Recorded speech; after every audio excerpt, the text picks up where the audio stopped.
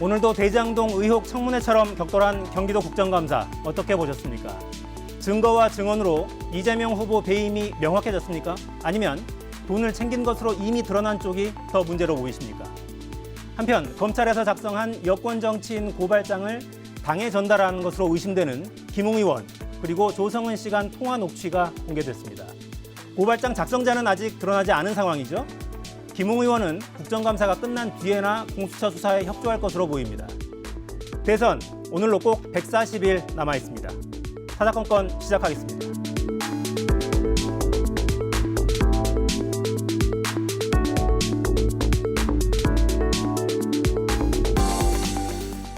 네, 여의도 사사건건 정청래 더불어민주당 의원, 권성동 국민의힘 의원과 함께하겠습니다. 어서 오십시오. 네, 안녕하십니까. 국감 지금 계속 진행 중인데 대장동 국감 같습니다.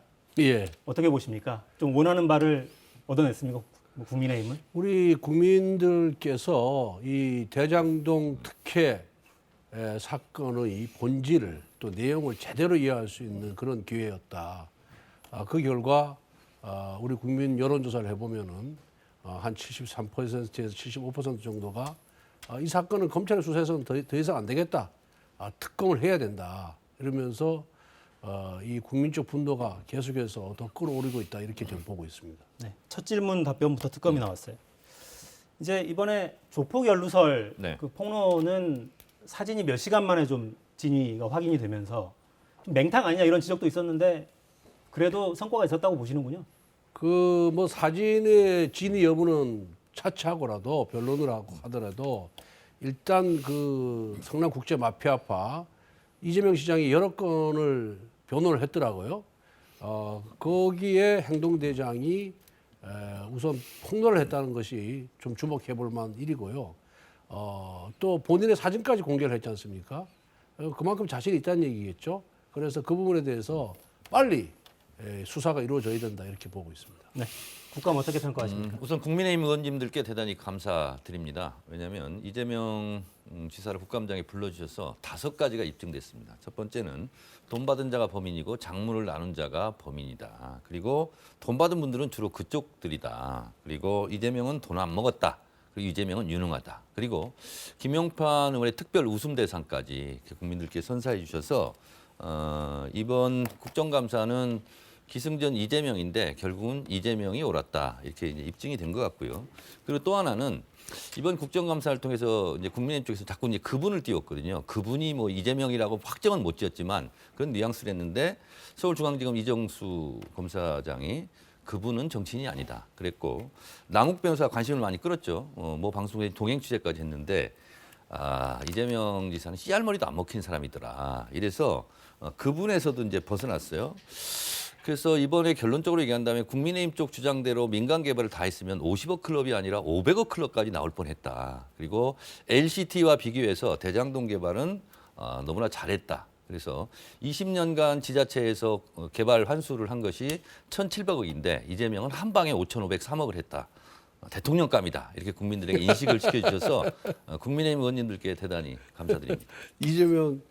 이재명 당시 성남시장이 유능하다라고 평가를 했는데 그렇게 유능한 분이 1억을 투자한 사람한테 1,000억을 갖게끔 그런 수익 구조를 만들어냅니까?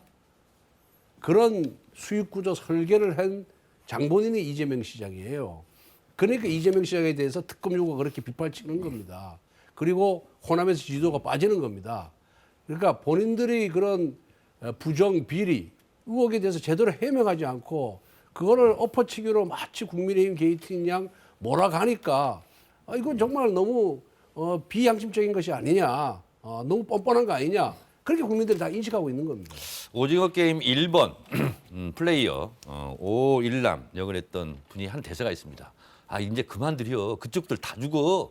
그래서 성대모사 하시는 건가요? 그렇습니다. 네. 그래서 국민의힘에서 사실은 본전은 챙기기커녕 미천이 다 드러났고 실제로 이재명 지사가 첫 화면부터 돈 먹은 자가 범인이고 작물 나눈 자가 범인이다. 저는 그 한 장의 장면으로 다 이제 끝났다고 이제 보는데 결국은 지금 국민들이 뭐 어제 그저께 오늘 쭉 보면 전 국민이 지금 다 지켜보고 있는 가운데 역시 골 넣는 것은 이재명이고 손흥민 같은 화려한 플레이 이런 것을 국민들에게 선보일 수 있게 해준 어쨌든 국민의힘께 저는 고마울 따름입니다. 그 돈 먹는 자가 범인이라 근데 돈 먹은 자가 누굽니까? 이재명의 최측근들이에요. 이재명의 곽상도 의원이 들어보세요. 최측근입니까? 이재명의 패밀리들에게 돈을 어마어마하게 먹혔어요. 유동규, 그다음 김만배, 그리고 백현동 식품연구원 부지는 특혜 사업하고 그 이재명의 선거대책 본부장했던 사람이 70억을 먹은 거예요. 그러니까 본인이 지금 먹었는지 안 먹었는지 부분은 수사를 통해서 밝혀질 것이고요.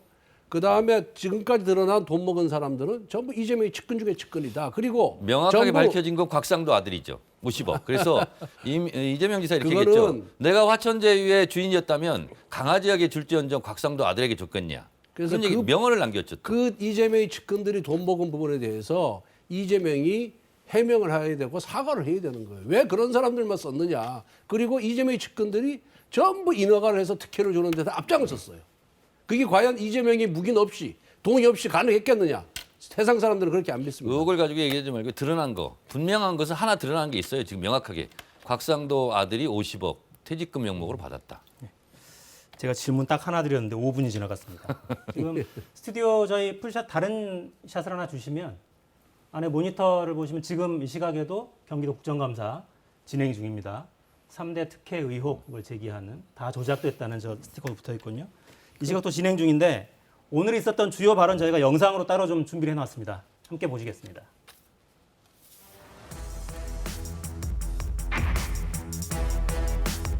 최대한 개발 이익을 환수하고 시민들에게 돌려주려고 노력했던 것과 토건 세력을 포함한 삼각 카르텔이 부정부패를 일삼은 것은 저는 별개로 봐야 된다고 생각합니다. 국민의힘의 강요대로 제가 굴복했더라면 이 9천억 다 민간업자가 받았고 50억 클럽이 아니라 아마 500억 클럽이 됐을 가능성이 많습니다.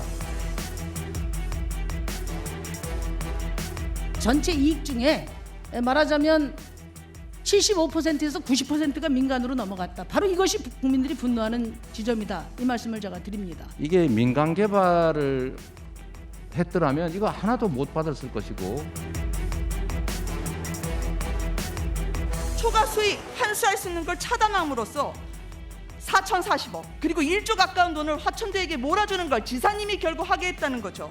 그게 배임입니다. 특히 당시에 이게 예정 이익이 3,600억이었기 때문에 그 절반을 받았는데 협상하는데 갑자기 그 1,800억 상대 몫이 혹시 티가 올라서 더 되면 받자는 이 실무 의견을 받지 않았다는 게 그게 어떻게 배임이니 이런 게 될 수 있냐라는 게 제 생각입니다. 당시에 자, 우리가 초과 회의록 이익 좀 중앙 좀 건의한 걸 받아들이지 않았다고 얘기했습니다. 누가 건의했습니까? 자, 유동규입니까? 저도 읽어드리겠습니다.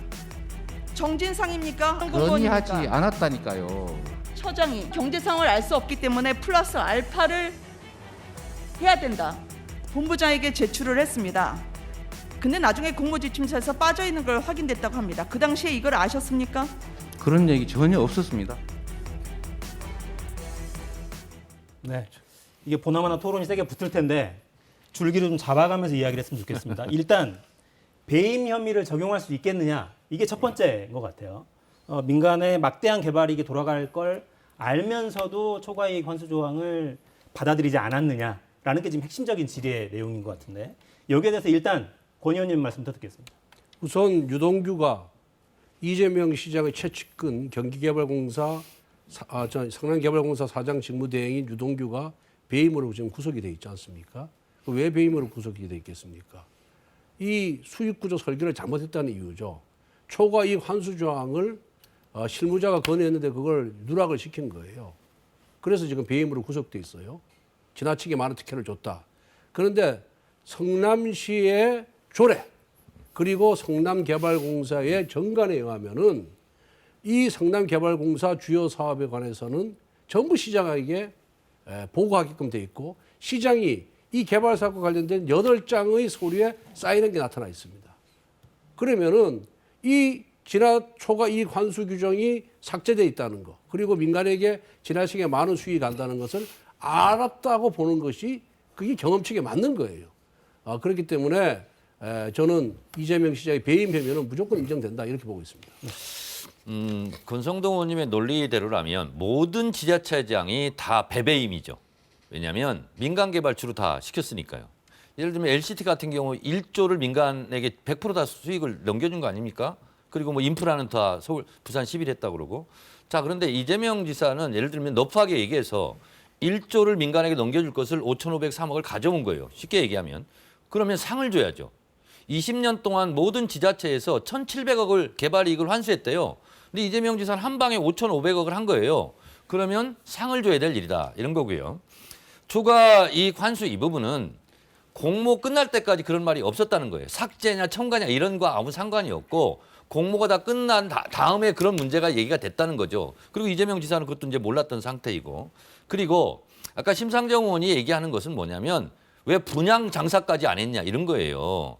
근데 2015년은 미분양 상태였어요. 그래서 주로 토지 관련 택지 개발 사업 이걸 주로 한 것이고 만약에 2005년도 미분양 사태가 있음에도 불구하고 성남시가 아파트 분양 장사까지 왜 안 했냐 이런 건데 했으면 더 손해를 받겠죠. 근데 그 이후에 땅값이 올라가서 그쪽이 1,700억, 800억 정도 벌어갈 것을 4,040억이 벌어갔다는 거죠. 그렇게 얘기한다면 3년 후에 왜 부동산이 오를 것을 예측하지 못했냐. 이렇게 추궁하는 거하고 똑같은 거예요. 그래서 이재명 지사에게 배임죄가 있다는 것은 디테일을 모르고 앞뒤 분간을 못하고 하는 얘기죠. 네. 그러니까 지금 저 논리가 잘못된 것이 뭐냐면은 부동산 가격이 오를 것을 어떻게 예측했겠냐 그러잖아요. 그런데 그렇기 때문에 실무자가 초과 이익 환수 규정을 두자 그런 거예요. 어느 정도까지는 민간 개발업자의 이익을 보장하고 그 이상의 이익이 생겼을 때는 나눠 갖자라는 거예요. 그러니까 부동산 가격에는 항상 등락이 있는 거 아니겠습니까? 그런데 그 실무자는 그걸 예측을 한 거예요. 성남시장이 실무자가 예측한 걸 예측 못했다? 그럼 무능한 거죠. 시장 자격이 없는 거죠. 그리고 아까 저 보니까 이재명 지사가 저 뭐 답변 과정에서 민영 개발에서 90억 크로 갔을 거라 그러잖아요. 저 새빨간 거짓말입니다. 왜? 민영 개발로 갔으면요. 이 지금은 공영 개발로 그 공공 땅을 수용. 강제 수용을 했잖아요. 그래서 1조 2,500억짜리 땅값을 6,000원에 환수했어요. 6,500억 원이라는 돈이 원주민한테 가야 되는데 못 갔잖아요. 그리고 그러면 땅을 확보하는 민영 개발은 땅을 확보하는데 1조 2,500 내지 1조 5천억 정도 들어가요. 굉장히 돈이 많이 들어갑니다. 그다음에 분양가 상한제를 적용했으면은 적용해서 분양을 했으면요. 저 사업자들이 저 이익을 많이 못 봐요. 그렇기 때문에 이 민영 개발을 했으면은 90억 클로 가입했을 거라는 이재명 지사의 이제 아까 그 모니터에 나오는 발언은 새빨간 거짓말이고 저거는 정말 국민들을 속이고 호도하는 거예요. 그래서 민영 개발을 했으면은 땅을 확보하는 돈이 어마어마하게 들어가서 이익이 별로 안 났습니다. 그 다음에 민영 개발을 해도 분양가 상한제를 적용할 수가 있는 거거든요. 그런데 위례 신도시는 똑같이 유동규가 가서 했거든. 성남도시개발공사가 똑같이 했는데 강제 수용을 했지만은 땅 확보할 때는 분양은 그 분양가 상한제를 해가지고 이익이 150억씩만 나눠 가졌어요. 이렇게 합리적으로 나눠 가진 거예요. 그거하고 비교하면은 이 대장동 이 사업이 얼마나 엉터리였고 특정인에게 특혜를 주기 위한 구조로 만들었는지 그리고 여기에 대한 성남시장의 책임이 얼마나 큰지가 여실히 드러나는 겁니다. 반론 기회를 드려야겠네요. 국민의힘 쪽 주장대로 했더라면 민간이 아니라 그냥 민간한테 다 넘겨줬겠죠. 그러면 이재명 지사가 이런 일도 없었겠죠. 굳이 한나라당 그 국민의힘 쪽에 반대하는데 어쨌든 50%라도 공공 개발을 해서 5,500억을 가져온 건 사실이지 않습니까? 그러면 이재명 지사는 아이고 국민의힘이 하자는 대로 안 해서 죄송합니다. 이렇게 사과를 해야 됩니까? 5,500억을 가져온 거예요. 자, 그런데 LCT는 거기서 얻은 수익이 있잖아요. 다 민간으로 간 거 아니에요. 부산시에서 한 푼도 회수를 못 했다는 거 아닙니까? 그런 걸 얘기해야 되고요. 그리고 그 조사에서 개발 처벌하세요. 부담금, 개발 부담금 일환하든가 분양가 상한제 이런 부분에 대해서 방해한 사람들이 누구냐고요. 아니 도둑을 왜 5명밖에 못 잡았냐. 근데 10명 다 못 잡게 만든 게 누구냐고요. 그래서 여기에 대한 원죄는 국민의힘이다 저는 이렇게 생각합니다. 그러니까 이재명 지사가 자가당착인 게 뭐냐면은 경기지사가 돼가지고 이런 개발 사업을 할 경우에 공적 기여금, 즉 공공 환수를 얼마 했냐면은 전체 이익의 한 34 내지 36%를 공공환수를 하게끔 경기도 조례로 규정을 해놨어요. 그런데 아까 누굽니까 정의당의 심상정 의원 얘기하잖아요. 이익의 10%밖에 못했다는 거 이 대장동 사업은 무슨 얘기인지 아시겠죠? 그냥 그러니까 분양까지 왜 하지 그랬냐 그런 거예요. 경기지사 때 경기도에서 분양 공공환수를 감사까지 해야 33% 됩니까? 규정했는데 10%밖에 못했다 그런다면은 저 성남시장 내의 저 대장동 사업은 설계 자체가 잘못됐다는 것을 본인이 자인하는 거예요, 저기. 이제 이 질문 한번 드려보고 싶은데, 그러니까 작은 확정 이익에 집착해서 민간에 지나치게 많은 돈이 흘러가게 만든 요 부분은 죄인이지 않냐? 전문가들이 얘기하는 걸 제가 들었습니다. 2005년 이 부분에 대해서 그 설계를 할 때 5,500억 처음에는 이제 4천 몇백에다가 나중에 900 몇 억을 더 가져가라 이렇게 했는데 그때 당시에 1,700억, 1,800억 정도가 예상이 됐었대요. 그 정도에. 근데 이것이 어떻게 굴러갈지를 모르는 거예요. 앞으로 사업은 1년 후에, 2년 후에, 3년 후에. 민간 업자들로 치면은 다행히 부동산 값이 올라서 이익이 났지. 만약에 그 상태였으면 적자를 볼 뻔했다는 거예요. 그래서 남욱 변호사가 이재명 지사한테 씨알머리도 안 먹히더라 하는 얘기는 뭐냐면 자기들 이익을 더 최대한 다 빨아갔다, 뺏어갔다 이제 이런 거고 그게 너무 많이 뺏어가서 이재명 지사한테 당신 공산당 아니냐 이렇게까지 공격했다는 거 아닙니까? 그래서 이재명 지사에게 당신 왜 150점 맞지 왜 100점밖에 못 맞았어? 이렇게 지금 공격하는 거하고 똑같은 거예요. 그건 잘못됐고요. 제가 조금 전에도 얘기했지만은 위례 신도시는 땅을 확보할 때는 강제 수용을 했어요. 공정개발 방식으로. 그리고 분양할 때도 공정개발 방식으로 캡을 씌웠어요. 분양가 상한제를. 그렇게 가야죠. 그렇게 갔으면은 이 민간 개발업자들한테 이렇게 과도한 이익이 안 가는 거예요. 그리고 땅값도 제대로 쳐줬어야 되죠. 그래서 지금 대장동의 원주민들이 이재명 욕하는 이유가 뭡니까? 우리가 더 많은 2배 이상의 땅값을 받을 수 있었는데 공영개발 방식을 택함으로 인해서 절반의 가격으로 자기 땅을 강제로 빼앗겼기 때문에 그분들이 이재명에 대한 분노를 터뜨리는 거예요. 그러니까 원주민들에게 돌아갈 이익을 공영개발 방식으로 통해서 빼앗아 버리고 민간들에게 또 분양가 상한제를 했으면은 거기 입주하는 사람들에게 좀 더 저렴한 가격으로 아파트를 입주할 수 있는 것을 갖고 분양가 상한제를 폐지함으로 인해서 적용하지 않음으로 해서 비싼 가격에서 또 그분들로부터 더 과도한 이익을 빼앗은 거예요. 이중으로 빼앗은 겁니다, 이게 지금. 그러니까 입주민들도 욕하는 거고 그다음에 원주민들도 욕하는 겁니다. 이 부분에 대해서 이재명 시장이 진솔하게 사과를 해야죠. 위례 신도시는 이런 거예요. 처음에 들어보세요. 1,000억이 예상되면 수익이 예상되면 500억을 성남시가 가져간다 그러는데 나중에 여러 가지 비용 부풀리기 이렇게 해가지고 우리 300억밖에 못 남았습니다. 그러니까 절반 150억만 가져가세요. 이랬다는 거 아니에요. 그래서 그 부분은 성공하지 못했다고 판단하고 대장동은 그런 실패를 다시 반복하지 말자. 그래서 최대한 수익을 처음에 70% 이렇게 해가지고 끌어온 거죠. 잘한 거죠. 그래서 이재명 지사 이제 답변 태도를 보면은 정말 나는 이해할 수 동문서답이에요. 자신이 의혹의 주된 대상이면은 그 의혹에 대해서 성심성의껏 해명하려고 그래야 되잖아요. 전혀 그런 게 없고 갑자기 무슨 뭐 국민의힘 게이트다, 뭐 이명박 박근혜 정권의 잘못 때문에 그런 거다 이러면서 엉뚱한 데 책임을 돌리는 거예요. 그리고 그다음에 위례 신도시가 이걸 왜 달리했는지 대장동 사업과 이 설계 구조를 왜 달리하고 왜 과도한 수익을 줬는지에 대해서 제대로 된 성심성의껏 해명을 해야 되는데 거기에 대해서 전혀 얘기를 안 해요. 왜? 답변할 수가 없으니까 너무 궁하니까 그런 겁니다. 이게. 근본적으로 의혹을 해소하는 데는 실패했다. 이렇게 네, 보시는 그렇습니다. 거고. 예. 그 부분 어떻게 보세요? 충분히 설명이 됐다고 보십니까?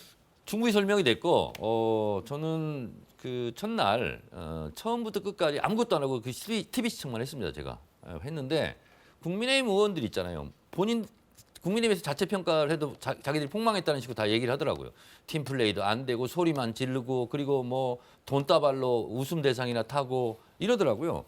그래서 결국은 뭐 김기현 원내대표나 뭐 자체 평가가 다 이상하다 이렇게 됐고 그래서 국민의힘 내부적으로 공개적으로 지금 그 권성동 의원이 말 못해도 엄청 이렇게 짜증내 하더라고요. 내가 들어보니까. 아니 그러니까 통상의 국정감사는 어떤 의혹을 문제를 제기하고 거의 질문을 하면요. 통상의 그 피감기관장은 성심성의껏 답변을 합니다. 저렇게 흐흐 웃으면서 비아냥거리고 동문서답하고 돈다발 나올 때는 저도 웃었어요. 돌려치기 하고 이러지 않거든요. 네. 근데 이재명 시장의 화술이 얼마나 화려합니까? 진정성이 없어요. 진정성이 없는 답변을 하다 보니까 진실된 지리 공방이 이루어지지 않는 거죠. 알겠습니다. 근데 그 야당이 이건 한번 여쭤보고 싶더라고요. 왜 이제 국정감사 기간 되면 국감 대책회의도 하고 국감 상황실도 만들고 해서 질의를 어떻게 할지 어떤 이슈를 좀 파고들지 그걸 좀 이렇게 작전을 짜잖아요. 근데 이번 감사를 보면 작전이 잘 안 보이긴 하던데. 글쎄요, 뭐 이제 그 상임위 중심주의다 보니까 저는 뭐 법사위 소속이니까 법사위원들 간에는 이번 국감에서는 어떠한 주제로 어떻게 이렇게 좀 질의를 하고 파헤치자라는 얘기를 합니다만은 뭐 국토위나 행안위에서 이제 이재명 지사 상대로 했잖아요. 거기는 어떤 전략을 세우고 어떻게 업무 분담을 하고 임무 분담을 했는지에 대해서는 제가 들은 바가 없습니다. 네, 그러니까 잘 안 보이긴 했어요 그런 게. 그러니까 뭐 팀 플레이는 없고 이제 개인이 튀려고 하는 것만 좀 보이고 그랬는데 그러다 보니까 이제 욕심이 나서 김영판 의원 같은 경우 이제 그런 돈다발 사건이 벌어지고 그랬는데 뭐 팀 플레이를 해도 아니 뭐가 이재명 지사한테 팩트가 없고 증거가 없잖아요. 그러니까 관역을 맞추다 보니까 본인들을 향해서 화살을 쏘는 꼴이 돼버리는 거죠. 알겠습니다. 완패죠 완패 국민의힘. 국회의원이 밝힐 수 있는 건 다 밝혔다. 이제 남은 거는 수사, 특검입니다. 저 내밀하게 돈을 주고받은 부분, 저 내밀하게 보고를 받은지 여부에 대해서는 결국 수사를 통해서 밝혀야지 아무런 수사권과 조사권이 없는 국회의원이 이걸 어떻게 밝히겠습니까? 알겠습니다. 그거는 우리 정청래 의원이 지금 국민의힘 의원이어도 마찬가지다. 저는 그렇게 말씀드립니다. 아니, 그래도 최소한 동공지진을 일어나게 만들어야 되는데 그런 장면도 없고 본인들이 동공지진인데요. 이재명 지사가 답변하면. 특검으로 시작해서 동공지진으로 끝나는. 네, 알겠습니다. 주제를 좀 바꿔보죠. 야당 이야기로 넘어가 보겠습니다. 윤석열 국민의힘 대선 경선 후보 발언이 또 논란입니다. 영상 먼저 보시겠습니다.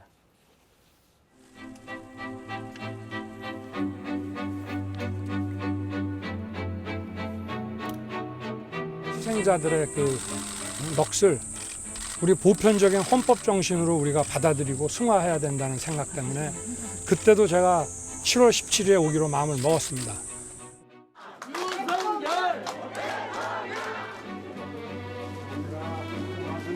뭐 전두환 대통령이 군사 쿠데타와 그 5.18만 빼면 잘못한 부분이 이제 그런 부분이 있지만 그야말로 정치는 잘했다고 얘기하는 분들이 많습니다. 이분은 군에 있으면 조직 관리를 해봤기 때문에 전두환 정권의 폭정의 가장 큰 피해자인 호남인들을 뒷먹이며 전두환을 찬양할 수가 있습니까? 윤석열이라는 사람의 정치관이 군사 쿠데타를 일으킨 전두환과 쌍둥이처럼 닮아있다는 점이 확인된 것입니다. 나 오늘 경악했고요. 오늘도 또 열받은 날입니다. 정말 도를 넘는 막가파식 발언이라고 생각합니다. 보고가 조금 부적절한 이게 어떤 표현을 사용한 데 대해서는 일단 조금 명구스럽다라는 말씀을 먼저 드리겠고요. 예, 광주에 내려가서 사과하시거나 이럴 가능성 있습니까? 저희 참모진들이 한번 말씀드려 보겠습니다. 네, 윤석열 후보는 오늘 이렇게 해명했어요. 인재를 적재적소에 기용하겠다는 것이다. 발언의 진위는 이거였다라는 거였습니다. 일단 캠프에 계시니까 예. 캠프 안에서는 논의가 좀 이루어졌습니까?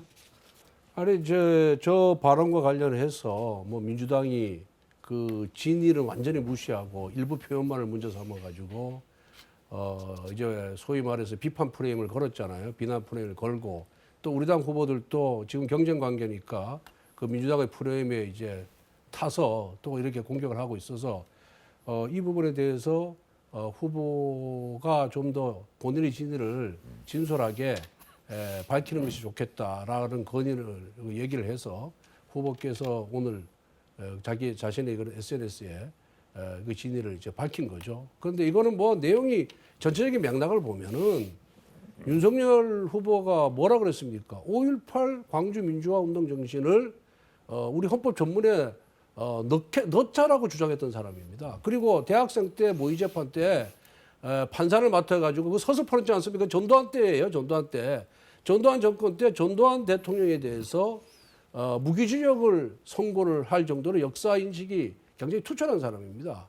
그리고 언제 윤석열의 입에서 호남을 비하하고 폄하하고 무시한 적이 있습니까? 호남을 존중을 했죠. 그런데 이거는 뭐냐 하면은 결국은 이 문재인 정권이 아마추어들이 마치 프로인 양 국정을 운영해가지고 나라 경제가 망가진 거 아니냐. 그런데 전두환 그 독재 정권에서도 그 자신이 없는 분야에서 전문가를 기용을 했다. 그래서 내가 대통령이 되면 전문가를 기용해서 권한을 다 주고 책임만 묻겠다. 즉 책임 정치를 하겠다는 것을 강조하는 과정에서 전두환 정권과 이 현 정권을 비교하는 게 나온 거지. 무슨 저 옹호하고 뭘 했다는 겁니까? 그래서 그런 프레임 자체가 저는 정치적 공격이다 이렇게 보고 있습니다. 돌뿌리에 넘어지면 무릎이 깨지죠. 근데 쉽게 일어날 수 있습니다. 근데 말뿌리에 넘어지면 전신이 부상을 입습니다. 그래서 윤석열 후보는 호남 폄하 발언으로 결국은 전신 부상을 지금 입은 상태라서 제가 너무 야박하게는 얘기하지 않겠습니다. 그런데 저런 게 이제 호남의 정서를 자극하는 거거든요. 감정을 자극하고 전두환은 총칼로 광주를 유린하더니 윤석열은 광주의 가슴에 대못질하냐 이런 거거든요. 그래서 이런 것은 하루빨리 사과하는 게 저는 옳다. 그리고 아무리 선거 경선 전략이지만 다른 3명의 후보가 지금 집중 공격하고 있어요. 그래서 3대 1이 돼버린 거예요, 지금. 그래서 이거는 말로 변명할 일이 아니다. 이런 생각이 좀 들어요. 그래서 아까 뭐 옛날에 모의 재판 얘기하는데 우리 전두환 그 군사 독재 정권에요. 모의 재판한 게 그게 무슨 민주화 운동한 것도 아니고 많은 사람들이요 죽어가고요 감옥 가고 다 그랬어요.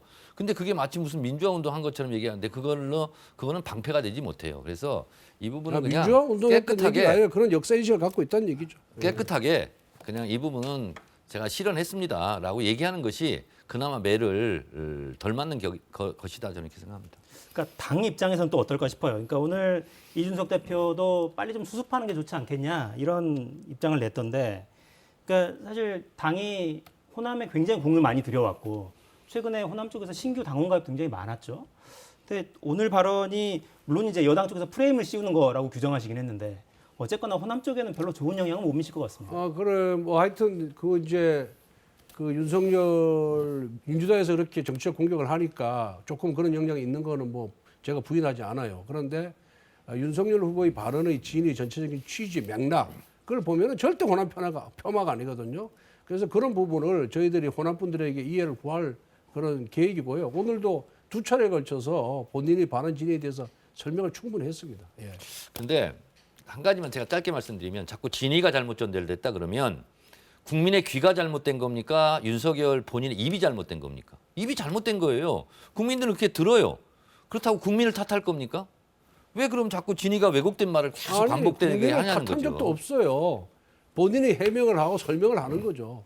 그리고 본인이 진위가 잘 이해되도록끔 설득을 하는 거죠. 진위가 잘못된 말을 계속하면은요, 그 진위가 아니라 본심이 되는 거예요. 반대로 무슨 호남 폄하를 했다는 거예요, 도대체. 네. 전두환을 찬양하면 호남을 폄하하게 되는 거예요. 전두환을 왜 찬양해서 앞에 5.18 정치를 잘했다면서요. 5.18 12.12가 잘못됐다. 5.18 12.12가 잘못됐다. 그게 이제 그거 빼면 정치를 잘했다면서요. 그 경제란 말을 나오는 게 잘못돼서 정치란 말을 한 거죠. 전체가 보세요. 5.18 12.12가 잘못됐다라고 분명히 못을 받고 전제를 하고 얘기를 했는데 어떻게 정치를 잘했다는 말이 나올 수 있습니까? 저거는 뭐냐면 내면에 뭐가 깔려 있냐면 그 말 하잖아요. 군 조직을 잘 관리했다. 자기는 검찰 조직을 잘 관리했다. 그런 거잖아요.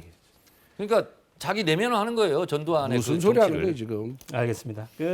최근에 국민의힘 지지율이 호남에서도 좀 많이 올라오는 기세가 좀 있었는데 이게 다음 주 여론조사쯤에 어떤 식으로 반영되는지 좀 지켜보시죠. 이 질문도 드리지 않고 넘어가기 좀 어려워서 김웅 의원과 조성은 씨 통화 실제 녹취 파일이 어제 공개가 됐어요. 예. 저희도 후반부에는 그걸 좀 다루려고 하는데 오늘 오전 논평은 조성은의 거짓말이 드러났다 이렇게 하셨더라고요. 예. 아니 저기 MBC가 보면은 발언의 전체를 갖고 보여주는 게 아니라 그 조성은에게 유리한 또 우리 윤석열 후보에게는 불리한 내용을 조금씩 발췌해가지고 편집을 해가지고 또 거기에 패널로 참석한 분들도 반 윤석열이고 친 이재명계 사람들이에요. 이런 사람들이 그런 추측과 추정과 발언을 통해서 마치 뭔가 문제 있다고 되어 있는데 녹취록 전문을 보세요. 윤석열이 사주했다는 얘기 하나도 없고요. 손준성 검사가 이것을 김웅한테 부탁했다는 얘기도 하나도 없어요. 그리고 대검에 고발장 제출하러 가야 되지 않냐라고 조성훈이가 물으니까 김웅 의원이 내가 가면은 윤석열이 시켜서 한 걸로 오해받을 수가 있다. 이렇게 나오는 거예요. 김은희가 먼저 네가 이걸 갖고 대검에 제출하라라고 얘기한 게 아닙니다. 남부지검에 제출하라 그랬죠. 그러면서 내가 가면은 윤석열이 시킨 걸 오해하니까 나는 못 가니까 네 혼자 가라 이렇게 먼저 얘기한 게 아니라니까요. 그래서 이 녹취록 전반을 보면은 윤석열의 고발 사주, 그다음에 손준성의 고발장 작성 및 전달 이 부분에 대해서 저는 클리어가 오히려 됐다 이렇게 보고 있습니다. 서술형 종결 어미에 우리가 주목해야 됩니다. 전화 녹취록 틀은 걸 보니까 뭐뭐 하랍니다, 뭐뭐 했답니다 이렇게 얘기했거든요. 그러니까 김웅 자기가 작성한 건 아니잖아요. 그러니까 누군가 작성했다잖아요. 그러면서 지시하는 걸 전달하는 형이거든요. 그래서 뭐뭐 하랍니다, 뭐뭐 했답니다, 이렇게 하랍니다, 이렇게 하는 거잖아요. 그리고 내가 가면 윤석열이 시킨 것이 되니까 그러지 않았으면 좋겠다. 그리고 어디에 가면 큰일 난다. 어디로 가라 이런 거잖아요. 그래서 결국은 그러면 김웅이 고발장을 작성하지 않았어요. 그럼 누가 작성했냐는 거죠. 차라리 김웅 내가 작성했다 하면 오히려 꼬리가 끊어지는 거예요, 윤석열하고. 근데 김웅은 안 한 거잖아요. 그럼 누구한테 받은 거잖아요. 누구냐는 거죠. 그게 검찰 아니라는 거예요, 지금. 검찰 아니라고 지금 주장하는 거예요. 대검은 검찰이에요. 그러면 손준성 그 직책상 윤석열 검찰총장 바로 뭐 수석 부장관격인데 그러면 국민들이 뭘 생각하겠어요. 그래서 실체는 드러나겠지만 국민들은 인식을 하게 돼요. 그리고 이 정치와 선거는요, 대중 인식과의 싸움이거든요. 국민들은 이 녹취록을 보면서 아 그랬겠거니 하고 짐작을 하는 거예요. 그러려면 그걸 깨려면 확실한 증거거든요. 근데 국민의힘이 증거를 제시 못하고 있잖아요, 지금. 아니 그게 아니라 고발 사주 의혹을 제기한 민주당이 먼저 증거를 제시해야지 왜 우리가 증거를 제시합니까? 없는 것을 없다는 증거를 어떻게 만들어내요? 저희가 고발 사주를 저희가 먼저 한 건 아니죠. 뉴스버스에서 먼저 보도를 한 거죠. 정부 여당이 벌떼 작전으로 지금 문제 제기한 거 아닙니까? 그러면은 문제 제기한 사람들이 증거를 제시해야지. 자기들 증거 제시 안 해놓고 오히려 우리 보고 야 네가 없는 것은 없다라고 한번 증거 제시해봐라라는 말도 안 되는 지금 주장을 하고 있잖아요. 네. 그러니까 일단 하여튼 잘 대처하시기 바랍니다. 손준성 보냄 그 전문 증거가 나왔고 녹취가 나왔고 이제 또 관련자들 소환해 조사를 하겠죠? 그 공수처에서 지켜보시죠. 자, 저희 지지율 그래픽은 제작을 저희가 안 하기로 했고 전체적으로 보면 이제 대구에서 토론회 진행되잖아요. 예. 이게 사실 대구, 경북, 부산, 경남 이쪽에 당원들이 제일 많으니까 당원 투표가 50%고 이쪽의 분위기는 지금 어떤 걸로 보고 계십니까? 캠프에서는. 뭐 1차 때도 그렇고 2차 때도 그렇고 TK, PK에서 우리 윤석열 후보에 대한 지지도가 뭐 여타 후보를 저는 압도했다라고 저희들은 그렇게 평가를 하고 있습니다. 그래서 그런 분위기는 3차 투표에서도 계속 지속될 것으로 보고 또 1, 2차 때는 당원 투표 반영 비율이 20, 30이었거든요. 근데 이번엔 50%예요. 훨씬 더 높죠. 결국 당원들의 의사가 후보 결정에 가장 중요하다 이렇게 보고 있고 우리 당원들께서는 본선에서 이재명 대장동 비리를 터뜨리는 이재명 지사를 누가 상대를 가장 잘할 수 있겠느냐 하는 거는 결국은 윤석열밖에 없다. 왜냐하면 이 이재명 대장동 사건이요. 이 조국 사건이 지금 재판으로 오르고 있어요. 비슷하게 흐르고 있어요. 이재명 지사를 완전 부인하고 민주당 완전 오버를 하고 있거든요. 지금. 조국 때도 그렇지 않습니까? 근데 조국 때와 이재명 사건 때 다른 점은 뭐냐? 조국 때는 윤석열 총장이 있었던 거고요. 이재명 때는 윤석열 총장이 없는 거예요. 그러다 보니 조국 때는 정광석화처럼 모든 범죄 사실을 밝혀졌는지 못 밝히고 있지 않습니까? 그렇기 때문에 국민들과 당원들은 이런 부정과 비리를 발본색원하고 공정과 상식과 정의가 바로 선 나라를 만들기 위해서는 윤석열이 필요하다. 이렇게 인식하리라고 봅니다. 네. 국민의힘 투표하는 당원들이 57만 명, 20, 30%가 TK라는 거 아닙니까? TK는 좀 보수적인 지역인데요. 우리가 TV 토론 하면은요, 결국은 내용보다는요, 태도, 이미지거든요. 근데 어쨌든 윤석열 후보가 정책적으로는 무능하다. 왜냐하면 정치를 시작한 지 얼마 안 됐고, 뭐 3, 4개월 만에 대통령 준비가 다 됐겠습니까? 그래서 정책이 허약하다는 건 예상을 했어요. 근데 홍준표 후보를 툭 치는 걸 보면서 예의 범절도 없네, 아나무인이네. 이래서 TK 보수 지역 같은 경우는 이런 거 굉장히 중요하거든요. 그래서 표를 많이 까먹었고 또 이렇게 호남을 기반으로 한 뭐 국민의힘 지지층 같은 경우는 이번에 전두환이 뭐 정치는 잘한 거 아니야? 이걸 보면서 부글부글 끓고 있잖아요. 그래서 굉장히 스스로 표를 굉장히 까먹고 계시다. 권성동 의원께서 그 캠프에 계시니까 잘 좀 해주시기 바랍니다. 예, 더 열심히 네. 낮은 자세로 잘 임하겠습니다. 충고를 또 깔끔하게 받아주시네요. 근데 요 이야기만 좀 하고 마무리를 할까요? 최근에 주로 이제 어떤 이야기를 국민의힘 경선 후보들이 하고 있나 이걸 좀 보니까 주로 꺼내는 화두들은 이렇습니다. 윤석열 후보는 자주 이제 사용하는 단어가 이런 게 나오나 봐요. 윤석열 후보는 국민, 일자리, 뭐 핵 이런 것들을 주로 거론하고 홍준표 후보는 핵과 이재명, 뭐 대통령 이런 단어를 주로 사용하고요. 주로 사용하는 단어들을 제가 꼽아서 보여드리고 있는 겁니다. 유승민 후보는 대통령, 경제, 국민, 경제 전문가라 그런지 경제 이야기를 많이 하네요. 원희룡 후보는 핵과 국민, 이재명. 그러니까 상대 후보를 일단 여당 후보를 겨냥하고 나머지는 핵 이야기가 많고요. 이게 국민들이 정말 중요하게 생각하는 민생이 과연 담겨 있냐? 특히 청년들의 이런 젊은 사람들의 지지를 끌어내기 위해서 얼마나 노력하고 있느냐? 이런 지적들은 나오는 것 같아요. 그래서 덕담을 일단 먼저 듣고요. 네. 근데 국민의힘에서 전략도 잘못 잡고 전술도 실패했다는 생각이 사실은 국정감사는 야당의 판이거든요. 그래서 야당이 충분히 여당에 대해서 공세를 할 수 있는 건데 결국은 이재명 지사를 국감장에 끌어내므로써 모든 게 이재명이냐 아니냐가 됐고요. 또 하나는 저는 지금 국민의힘 대선 토론 몇 번 봤는데 좀 한심한 게 마지막엔 항상 이재명은 이길 사람은 나다. 그래서 이재명을 오히려 띄워줘요. 그래서 이재명이 더 화두가 되게 만들거든요. 그래서 그거는 예전 대선 때 안철수 후보가 제가 갑철수입니까? 제가 MBA 아바타입니까? 하는 거하고 똑같은 거예요. 될 수 있으면 얘기를 안 하는 게 좋거든요. 그래서 역으로 이재명 선거운동을 해주고 있다. 그래서 국민의힘은 선거 전문가도 없나? 전략가도 없나? 이런 생각이 좀 드는데 하여튼 저희로서는 나쁜 건 아니지만 결과적으로 보면 국민의힘이 원팀이라든가 아니면 뭐 TV토론에서 전략적으로 뭐 임한다든가 이런 느낌은 주지 않아요. 그래서 권성동 의원께서 중심을 잘 잡아주시기 바랍니다. 여러 번 중심을 잡으라고 부탁을.